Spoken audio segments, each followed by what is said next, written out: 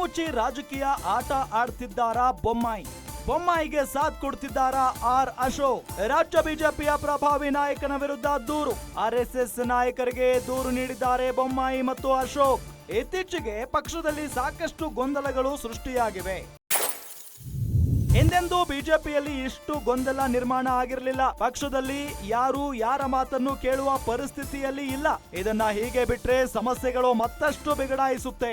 ಉಸ್ತುವಾರಿಯು ಪರಿಸ್ಥಿತಿ ನಿಭಾಯಿಸುವಲ್ಲಿ ಸೋತಿದ್ದಾರೆ. ಹೀಗಾಗಿ ಸಂಘ ಪರಿವಾರದ ಹಿರಿಯರು ಮಧ್ಯ ಪ್ರವೇಶ ಮಾಡಬೇಕು. ಏನೇ ಬದಲಾವಣೆ ಇದ್ರೂ ನಿರ್ದಾಕ್ಷಿಣ್ಯವಾಗಿ ಮಾಡಬೇಕು.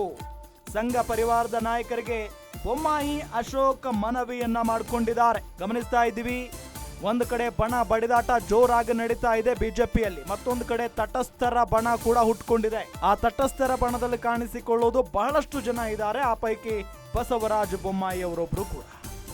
ಕದ್ದು ಮುಚ್ಚಿ ರಾಜಕೀಯ ಆಟ ಆಡ್ತಾ ಇದ್ದಾರೆ ಬೊಮ್ಮಾಯಿ ಅಂತಾನೆ ಹೇಳಲಾಗ್ತಾ ಇದೆ.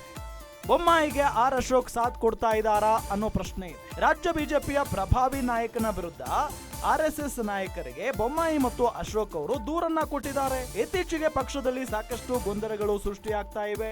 ಹಿಂದೆಂದೂ ಬಿಜೆಪಿಯಲ್ಲಿ ಇಷ್ಟು ಗೊಂದಲ ನಿರ್ಮಾಣ ಆಗಿರಲಿಲ್ಲ. ಪಕ್ಷದಲ್ಲಿ ಯಾರು ಯಾರ ಮಾತನ್ನು ಕೇಳುವ ಪರಿಸ್ಥಿತಿಯಲ್ಲಿಲ್ಲ. ಈಗ ರಾಜ್ಯಾಧ್ಯಕ್ಷರ ಮಾತನ್ನ ಕ್ಯಾರೆ ಅನ್ನಲ್ಲ ಯಾರು, ಅದರಲ್ಲೂ ಯತ್ನಾಳ್ ಅವರ ಬಣದವರು, Yatnal and team I don't care ಅಂತ ಹೇಳ್ತಾರೆ.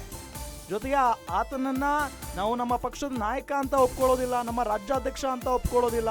ಜೊತೆಗೆ ಆತ ಇನ್ನೂ ಬಚ್ಚ ಅಂತ ಹೇಳಿ ಬಹಿರಂಗವಾಗಿನೇ ಹೇಳಿಕೆಯನ್ನ ಕೊಡ್ತಾರೆ. ಇದನ್ನ ಹೀಗೆ ಬಿಟ್ರೆ ಸಮಸ್ಯೆಗಳು ಮತ್ತಷ್ಟು ಬಿಗಡಾಯಿಸ್ಬಿಡುತ್ತೆ. ಉಸ್ತುವಾರಿಯು ಪರಿಸ್ಥಿತಿ ನಿಭಾಯಿಸುವಲ್ಲಿ ಸೋತು ಹೋಗಿದ್ದಾರೆ. ಹೀಗಾಗಿ ಸಂಘ ಪರಿವಾರದ ಹಿರಿಯರು ಮಧ್ಯ ಪ್ರವೇಶ ಮಾಡಬೇಕು. ಏನೇ ಬದಲಾವಣೆ ಇದ್ರೂ ನಿರ್ದಾಕ್ಷಿಣ್ಯವಾಗಿ ಮಾಡಬೇಕು ಅಂತ ಹೇಳಿ ಸಂಘ ಪರಿವಾರದ ನಾಯಕರಿಗೆ ಬೊಮ್ಮಾಯಿ ಅಶೋಕ್ ಮನವಿ ಮಾಡಿಕೊಂಡಿದ್ದಾರೆ. ಹಿಂದೆಂದೂ ಬಿಜೆಪಿಯಲ್ಲಿ ಇಷ್ಟು ಗೊಂದಲ ನಿರ್ಮಾಣ ಆಗಿರಲಿಲ್ಲ. ಪಕ್ಷದಲ್ಲಿ ಯಾರು ಯಾರ ಮಾತನ್ನು ಕೇಳುವ ಪರಿಸ್ಥಿತಿಯಲ್ಲಿ ಇಲ್ಲ. ಇದನ್ನ ಹೀಗೆ ಬಿಟ್ರೆ ಸಮಸ್ಯೆಗಳು ಮತ್ತಷ್ಟು ಬಿಗಡಾಯಿಸುತ್ತೆ.